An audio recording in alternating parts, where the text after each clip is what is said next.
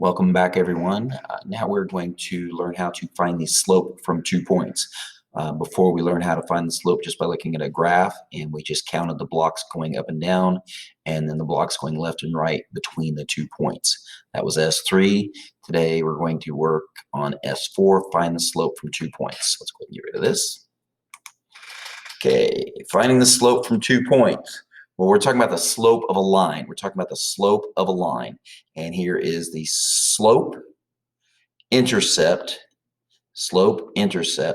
form of a line. These x's and y's are the same x's and y's that you see on any graph. Typically, the x's are going to be time in the real world, and y is going to be money in the real world. And this is how much it changes by every time. This is how many times it changes. Add wherever you started, and then that's going to give you your output, which you end up with. The most difficult of these to mess with is slope. And slope, you probably want to put in your notes that slope is the rate of change, how fast it changes by. This is what we're going to focus on right here, slope. Okay, slope, a definition of slope is rise over run. How much it goes up and down compared to how much it goes left and right. Typically going up over going right. Go ahead and put a little picture in your notes of this. Rise, run. Mathematically, rise can be found by taking the changes in y's, how high up you go from one y value to the other y value, over the changes in x, going to the right. What's the difference between the two x values? Change in y over the change in x means the same thing as the rise over the run. And this can be calculated by taking your second y value minus your first y value and divide it by your second x value minus your first x value. So this is the actual formula and definition, same thing. All this means the same thing, okay? Let's go ahead and look at an example. Point 1, 80, 90. Point 2, 83, 96. We really don't want to have to graph this, and we don't need to. You might have noticed on S3, when you looked over at the numbers on the axes, on the x-axis or the y-axis, you could have saved yourself some time. Like if you were going from 3 to 7, you could have saved yourself some time just by taking 7 minus 3. Well, 7 minus 3 is 4, rather than actually counting the blocks. Okay, so we're going to do the same thing here.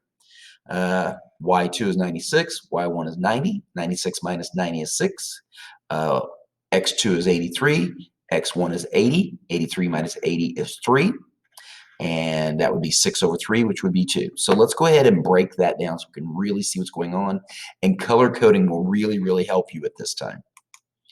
Okay, here's the formula. Y2 minus Y1 over X2 minus X1. This one minus this one over this one minus this one. Okay, so where's Y2 up here? Which one of these is Y2? Remember, it goes XY. This is the first point. This is the second point. So where is the second XY? Y2, where is it? It's right here. 96 is Y2.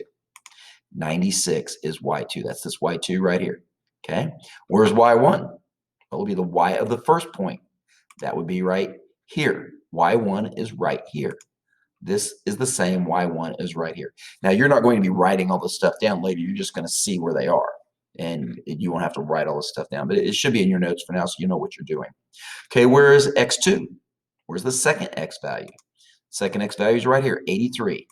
83 is X2. That's this X2 right here. And then finally, where's X1? If you don't have orange, that's fine. Just use black. Where's X1? It's right here. That is X1. 80 is X1. So it is at this point that we can just go ahead and do the calculations. We know that that is equal to what's Y2? It is 96. We got minus, right? Got minus. What's Y1? Y1 is 90. Okay. And let's see here. I bet you missed my handwriting, didn't you? Okay. And what is X2? X2 is 83. And finally, X1 is orange, okay? X1 is going to be 80. It's right here, okay? So let's go ahead and do the calculations. 96 minus 90 is 6. 83 minus 80 is 3. So 6 over 3. That is the slope. So on a graph from any point to another point, I'll go up 6, right 3, up 6, right 3, up 6, right 3. But 6 over 3 is the same thing as going, what goes into 6 and into 3? 3 goes into both of them. How many times does 3 go into 6? Twice. How many times does 3 go into 1 or 3? 1 time. So I could go up 2, right 1, up 2, right 1, up 2, right 1. Be the same thing. To simplify 2 over 1, well, what is 2 divided by 1? 2 divided by 1 is 2. Okay? So I'm going to tell you right now, hardly anyone has any problems with taking this minus this over this minus this. Where people run into problems is with integers.